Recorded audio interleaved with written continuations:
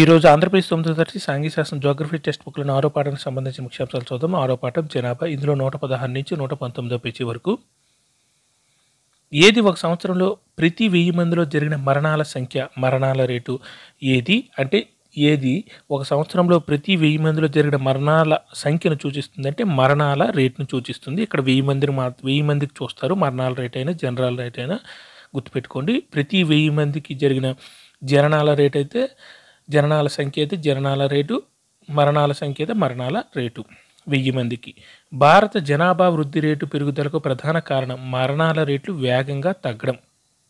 భారత జనాభా వృద్ధి రేటు పెరుగుదలకు ప్రధాన కారణం ఏంటంటే మరణాల రేట్లు వేగంగా తగ్గడం, అంటే మరణించేవారు తగ్గడం. సింపుల్గా ఎప్పటి వరకు అధిక జనన రేట్లు మరియు తగ్గుతున్న మరణాల రేట్లు జననాల రేటు మరియు మరణాల రేటు మధ్య ఎక్కువ వ్యత్యాసానికి దారితీసింది. 1980 వరకు ఏమైందంటే అధిక జనన రేట్లు మరియు తగ్గుతున్న మరణాల రేటు, అంటే జన్మించేవారు ఎక్కువ మంది అయ్యారు, చనిపోయేవారు తక్కువ మంది అయ్యారు. అయితే మరణాల రేట్లు అనేవి జననాల రేటు మరియు మరణాల రేటు మధ్య ఎక్కువ వ్యత్యాసానికి దారితీసింది. 1980 వరకు జననాల మరణాల రేటు మధ్య వ్యత్యాసం చాలా ఎక్కువగా ఉండేది. ఫలితంగా జనాభా పెరుగుదల రేటు ఎక్కువగా ఉంది. దానివల్ల అంటే పుట్టేవారు ఎక్కువ మంది అయ్యారు, చనిపోయేవారు తక్కువ మంది అయ్యారు. అయితే ఆ కాలంలో ఏటైందంటే జనాభా పెరుగుదల రేటు ఏమైందంటే చాలా ఎక్కువగా అయింది. ఎప్పటి నుండి జననాల రేట్లు కూడా క్రమంగా క్షీణించడం ప్రారంభించాయి. ఫలితంగా జనాభా పెరుగుదల రేటు క్రమంగా క్షీణించింది 1981 నుంచి. 1981 నుంచి ఏమైందంటే జననాల రేట్లు క్రమంగా క్షీణించడం ప్రారంభించాయి, అంటే జన్మించేవారు తక్కువయ్యారు. ఫలితంగా జనాభా పెరుగుదల రేటు క్రమంగా ఏమైందంటే క్షీణించింది. జనాభా పెరుగుదల కారకాల్లో మూడవది వలసలు. జనాభా పెరుగుదల కారకాల్లో మూడవది ఏంటంటే ఆల్రెడీ రెండింటి గురించి తెలుసుకున్నాం కదా. మూడవది వలసలు. ఫస్ట్ది జననాల రేటు, మరణాల రేటు, అంటే జననాలు మరణాలు వలసలని. మూడవది ఏంటంటే వలసలు. వివిధ ప్రాంతాల మరియు భూభాగాల మధ్య ఉన్న ప్రజల కదలికను ఏమంటారంటే వలసలు అంటారు. వివిధ ప్రాంతాల మరియు భూభాగాల మధ్య ఉన్న ప్రజల కదలికను ఏమంటారంటే మనం వలసలు అంటాం. వలస అనేది ఎక్కడ కావచ్చు, అంతర్గతం లేదా దేశీయంలో కావచ్చు, లేదా అంతర్జాతీయం లేదా దేశాల మధ్య కావచ్చు. వలస అనేది ఎక్కడ కావచ్చు అంటే అంతర్గతం, అంటే ఒక దేశంలో ఉండి ఒక రాష్ట్రానికి జిల్లాకి మండలంకైనా కావచ్చు. అంతర్జాతీయం అంటే దేశం దాటి మన దేశానికి ఇంకొక దేశానికి మధ్య వలసలు కూడా కావచ్చు. అంతర్గత వలసలు అంటే దేశీయ వలసలు ఏ పరిమాణాన్ని మార్చవు, జనాభా పరిమాణాన్ని మార్చవు, కానీ దేశంలో జనాభా విస్తరణను ప్రభావితం చేస్తాయి. ఫర్ ఎగ్జాంపుల్ భారతదేశంలో ఆంధ్రప్రదేశ్ రాష్ట్రం నుండి తెలంగాణ రాష్ట్రానికి జనాభా వెళ్ళారనుకోండి, దేశంలో ఉండే జనాభా మాత్రం మారదు, ఎందుకంటే ఇక్కడ నుంచి అక్కడికి వెళ్ళారు కాబట్టి ఒకే దేశంలో ఉన్నారు. కానీ ఆంధ్రప్రదేశ్లో జనాభా పరిమాణం ఏంటవుతుంది, జనాభా విస్తరణ ప్రాంతంలో తక్కువ అవుతుంది, తెలంగాణలో జనాభా విస్తరణ ఎక్కువ అవుతుంది. అంతర్గత వలసలు ఏ పరిమాణాన్ని మార్చవు అంటే జనాభా పరిమాణాన్ని మార్చవు, అంటే ఓవరాల్ భారతదేశంలో ఉండే జనాభా పరిమాణాన్ని అయితే మార్చవు, కానీ జనాభా విస్తరణ ప్రభావితం చేస్తాయి. ఒక ప్రాంతంలో జనాభా విస్తరణ తక్కువ అయిపోతుంది, ఒక ప్రాంతంలో జనాభా విస్తరణ ఎక్కువ అయిపోతుంది. జనాభా కూర్పు మరియు విస్తరణ మార్చడంలో చాలా ముఖ్యమైన పాత్ర పోషించేది వలస. జనాభా కూర్పు మరియు విస్తరణ మార్చడంలో చాలా ముఖ్యమైన పాత్ర పోషించేది ఏంటంటే వలస పోవడం. భారతదేశంలో గ్రామీణ ప్రాంతాల్లోని పేదరికం, నిరుద్యోగం మొదలగు ప్రతికూల పరిస్థితుల పరంగా ఏ అంశం మరియు పెరిగిన ఉపాధి అవకాశాలు, మెరుగైన జీవన పరిస్థితుల పరంగా నగరం యొక్క ఏ అంశాల కారణంగా గ్రామీణ ప్రాంతాల నుండి పట్టణ ప్రాంతాలకు చాలా వలసలు జరుగుతున్నాయి. పంపించి వేయుట, ఆకర్షించబడుట. ఇక్కడ చూడండి, భారతదేశంలో గ్రామీణ ప్రాంతాల్లోని పేదరికం, నిరుద్యోగం మొదలగు ప్రతికూల పరిస్థితుల పరంగా ఏ అంశం, పంపించి వేయుట అనే అంశం, మరియు దేనివల్ల పేదరికం మరియు నిరుద్యోగం వల్ల పంపించి వేయుట అనే అంశం, మరియు పెరిగిన ఉపాధి అవకాశాలు, మెరుగైన జీవన పరిస్థితుల పరంగా నగరం యొక్క ఏ అంశాల ఆధారంగా అంటే ఆకర్షించబడ్డ అనే అంశాల కారణంగా గ్రామీణ ప్రాంతాల నుండి పట్టణ ప్రాంతాలకు చాలా వలసలు జరుగుతున్నాయి. గ్రామీణ ప్రాంతంలో పేదరికం, నిరుద్యోగం ఉంటే గ్రామీణ ప్రాంతం నుండి పంపించేస్తున్నారు, అదొక అంశం. అదే పట్టణ ప్రాంతాల్లో పని దొరుకుతుంది కాబట్టి ఆకర్షించబడుట అనే అంశం కారణంగా గ్రామీణ ప్రాంతాల నుండి పట్టణ ప్రాంతాలకి జనాలు వలస వస్తున్నారు లేదా వలసలు జరుగుతున్నాయి.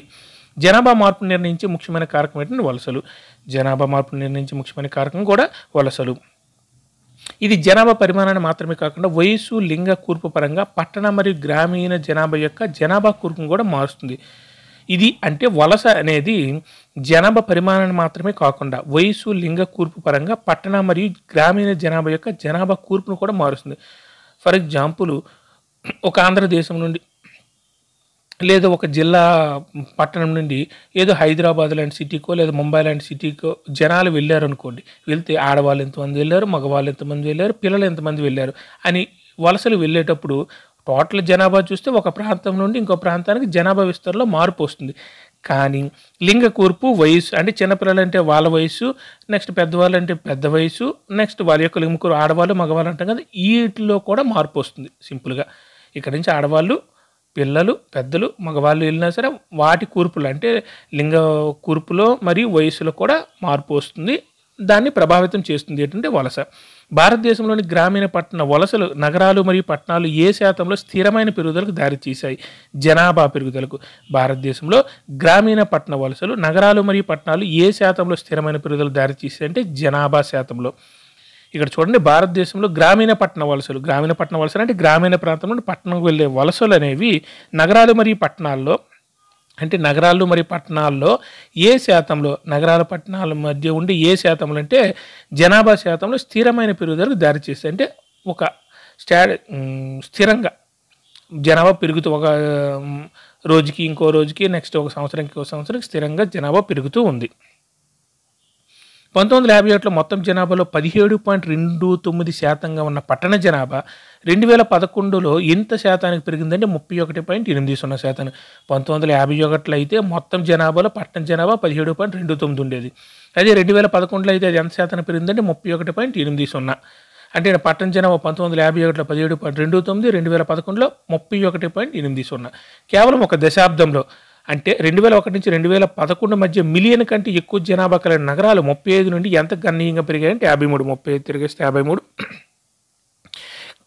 కేవలం ఒక దశాబ్దం అంటే 10 సంవత్సరాలు. అంటే 2001 నుంచి 2011 వరకు 1 మిలియన్ కంటే ఎక్కువ జనాభా కలిగిన అంటే మిలియన్ కంటే ఎక్కువ జనాభా కలిగిన నగరాలు ఎక్కడి నుంచి ఎక్కడ మారాయంటే మొదట 35 ఉండేవి 2001లో. 2011 వచ్చేసరికి ఎలా మారాయంటే 53గా పెరిగిపోయి 35 నుంచి 53కి పెరిగిపోయి 2001 నుంచి 2011 వరకు. ఇప్పుడు కౌమార జనాభా చూద్దాం. భారతీయ జనాభా యొక్క అత్యంత ముఖ్య లక్షణం దాని కౌమార జనాభా పరిమాణం.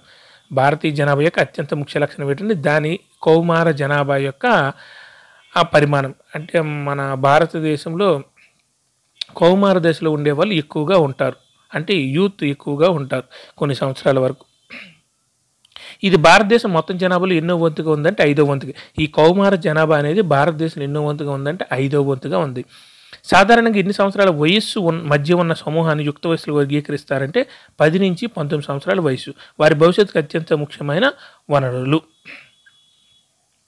సాధారణంగా ఎన్ని సంవత్సరాల వయసు మధ్య ఉన్న సమూహాన్ని యుక్త వయసులుగా వర్గీకరిస్తారంటే 10 నుంచి 19 సంవత్సరాల మధ్య ఉండేవారిని యుక్త వయసులో వర్గీకరిస్తారు. ఏ దశలో ఉన్న వారి పోషక అవసరాలు సాధారణ పిల్లలు లేదా పెద్దల కంటే ఎక్కువగా ఉంటాయండి? కౌమార దశలో. ఏ దశలో ఉన్నవారి పోషకాహార అవసరాలు సాధారణ పిల్లలు లేదా పెద్దల కంటే ఎక్కువగా ఉంటాయంటే కౌమార దశలో ఉన్నవాళ్ళు. తక్కువ పోషకాహారం తీసుకోవడం పోషకాహార లోపం మరియు దేని లోపాలకు దారితీస్తుంది? ఎదుగుదల లోపానికి దారితీస్తుంది. పోషకాహారం తక్కువ పరిమాణంలో తీసుకోవడం వల్ల ఏమవుతుందంటే పోషకాహార లోపం వస్తుంది మరియు దేని లోపాల కంటే ఎదుగుదల లోపాలకు దారితీస్తుంది. పోషకాహార లోపం వల్ల ఎదుగుదల కూడా లోపాలు కనిపిస్తూ ఉంటాయి. కానీ భారతదేశంలో ఏ దశలో ఉన్నవారికి అందుబాటులో ఉన్న ఆహారం అన్ని పోషకాలను అందించడానికి సరిపోదు కౌమార దశలో. కానీ భారతదేశంలో కౌమార దశలో ఉన్నవారికి అందుబాటులో ఉన్న ఆహారం అన్ని పోషకాలను అందించడానికి సరిపోదు. అంటే మన భారతదేశంలో కౌమార దశలో ఉన్నవారికి కావాల్సిన పోషకాలన్నీ ఉండవని సింపుల్గా చెప్తున్నారు. పెద్ద సంఖ్యలో ఏ బాలికలు రక్తహీనతతో బాధపడుతున్నారు? అభివృద్ధి ప్రక్రియలో వారి సమస్యలపై ఇంతవరకు తగిన శ్రద్ధ కనబడలేదు. కౌమార బాలికలు. పెద్ద సంఖ్యలో ఏ బాలికలు అంటే కౌమార దశలో ఉండే బాలికలు రక్తహీనతతో బాధపడుతున్నారు. అభివృద్ధి ప్రక్రియలో వారి సమస్యలపై ఇంతవరకు తగిన శ్రద్ధ కనపడలేదు. ఇంత డెవలప్మెంట్ అయినా సరే కౌమార దశలో ఉండే బాలికలపై ఎటువంటి శ్రద్ధ కూడా కనబరచడం లేదు. యుక్త వయసులో ఉన్న బాలికలకు తమకు ఎదురయ్యే సమస్యలపై అవగాహన కల్పించాలి. వేటి ద్వారా వారి అవగాహన పెంచవచ్చంటే అక్షరాస్యత, విద్యావ్యాప్తి. యుక్త వయసులో అంటే కౌమార దశలో ఉన్న యంగ్ ఏజ్లో ఉన్న బాలికలకు తమకు ఎదురయ్యే సమస్యలపై అవగాహన కల్పించాలి. వేటి ద్వారా వారిలో అవగాహన పెంచవచ్చు అంటే వాళ్ళకి అక్షరాస్యత ద్వారా, విద్యావ్యాప్తి ద్వారా వాళ్ళకి అవగాహన కల్పించవచ్చు. జాతీయ జనాభా విధానం, దీన్ని నేషనల్ పాపులేషన్ పాలసీ ఎన్పిపి అంటారు. నేషనల్ పాపులేషన్ పాలసీ లేదా జాతీయ జనాభా విధానం. కుటుంబాల ప్రణాళిక వ్యక్తిగత ఆరోగ్యం మరియు సంక్షేమాన్ని మెరుగుపరుస్తుందని గుర్తించి భారత ప్రభుత్వం ఎప్పుడు సమగ్ర కుటుంబ నియంత్రణ కార్యక్రమాన్ని ప్రారంభించిందంటే 1952లో. భారతదేశం ఎప్పుడు సమగ్ర కుటుంబ నియంత్రణ కార్యక్రమాన్ని ప్రారంభించిందంటే సమగ్ర కుటుంబ నియంత్రణ కంట్రోల్ కార్యక్రమాన్ని ప్రారంభించిందంటే 1952లో. కుటుంబాల ప్రణాళిక వ్యక్తిగత ఆరోగ్యం మరియు సంక్షేమాన్ని మెరుగుపరుస్తుందని గుర్తించి భారత ప్రభుత్వం ఎప్పుడు సమగ్ర కుటుంబ నియంత్రణ కార్యక్రమం ప్రారంభించిందని 1952లో. ఏ కార్యక్రమం స్వచ్ఛంద ప్రాతిపదికన బాధ్యతాయుతమైన మరియు ప్రణాళికాబద్ధమైన తల్లిదండ్రులను ప్రోత్సహించడానికి ప్రయత్నించింది? కుటుంబ సంక్షేమ కార్యక్రమం. ఏ కార్యక్రమం స్వచ్ఛంద ప్రాతిపదికన బాధ్యతాయుతమైన మరియు ప్రణాళికాబద్ధమైన తల్లిదండ్రులను ప్రోత్సహించడానికి ప్రయత్నించండి? కుటుంబ సంక్షేమ కార్యక్రమం. అనేక సంవత్సరాల ప్రణాళికాబద్ధమైన ప్రయత్నాలన్నింటినీ కలిపి ఒక చట్టాన్ని రూపొందించారు. అదేంటంటే జాతీయ జనాభా విధానం, నేషనల్ పాపులేషన్ పాలసీ 2000. అనేక సంవత్సరాల ప్రణాళికాబద్ధమైన ప్రయత్నాలన్నింటినీ కలిపి ఒక చట్టాన్ని రూపించారు. అది ఏంటంటే జాతీయ జనాభా విధానం, నేషనల్ పాపులేషన్ పాలసీ 2000. 14 సంవత్సరాల వయసు వరకు ఉచిత మరియు నిర్బంధ పాఠశాల విద్యను అందించడం, శిశు మరణాల రేటును ప్రతి 1000 సజీవ జననాలకు 30 కంటే తక్కువకు తగ్గించడం, టీకా ఇవ్వడం ద్వారా నివారించగల అన్ని వ్యాధులకు వ్యతిరేకంగా పిల్లలకు సార్వత్రిక రోగ నిరోధక శక్తిని అందించడం, బాలికలకు ఆలస్యంగా వివాహం చేయడాన్ని ప్రోత్సహించడం మరియు కుటుంబ సంక్షేమాన్ని ప్రజా కేంద్రీకృత కార్యక్రమంగా మార్చడానికి ఏది రూపకల్పన చేశారంటే ఎన్పిపి, నేషనల్ పాపులేషన్ పాలసీ 2000 విధానాన్ని రూపకల్పన చేశారు. ఎందుకు చేశారంటే 14 సంవత్సరాల వయసు వరకు ఉచిత మరియు నిర్బంధ పాఠశాల విద్యను అందించాలి. శిశు మరణాల రేటును ప్రతి 1000 సజీవ జనాలు 30 కంటే తక్కువ తగ్గించడం, అంటే మరణాల రేట్లు 1000 మందికి 30 మంది తగ్గేటట్లు చూడడం, టీకా ఇవ్వడం ద్వారా నివారించగల అన్ని వ్యాధులకు వ్యతిరేకంగా పిల్లలకు సార్వత్రిక రోగనిరోధక శక్తిని అందించడం, బాలికలకు ఆలస్యంగా వివాహం చేయడాన్ని ప్రోత్సహించడం మరియు కుటుంబ సంక్షేమాన్ని ప్రజా కేంద్రీకృత కార్యక్రమంగా మార్చడానికి దీన్ని రూపొందించారంటే ఎన్పిపి 2000 విధానాన్ని రూపొందించారు. క్రింద ఇవ్వబడిన 4 ప్రత్యామ్నాయాలు సరైన సమాధానం ఎంచుకోండి.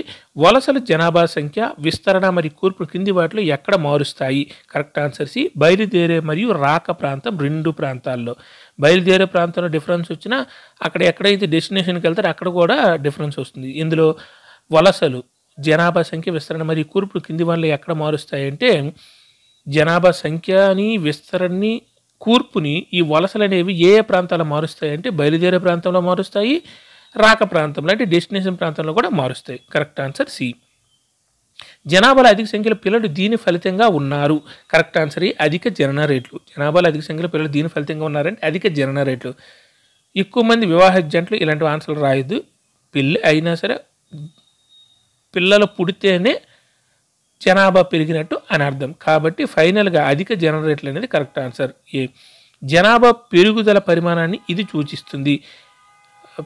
ఒక దేశంలో 100 మంది జనాభా ఉన్నారనుకోండి ఈ సంవత్సరానికి, వచ్చే సంవత్సరం 110 మంది అయ్యారు అనుకోండి, ఎంతమంది చేరినట్టు? 10 మంది చేరినట్టు. అది ఏది సూచిస్తుంది అంటే ప్రతి సంవత్సరం జోడించబడిన వ్యక్తుల సంఖ్య. ఒక దేశంలో ఉండే జనాభాకు ఎంతమంది వ్యక్తులు జోడించబడతారో అది జనాభా పెరుగుదల యొక్క పరిమాణాన్ని సూచిస్తుంది. Correct answer B.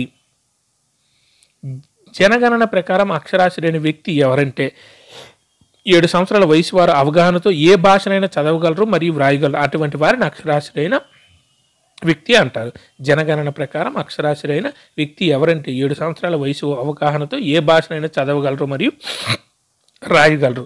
అటువంటి వ్యక్తి. Correct answer C. Thank you.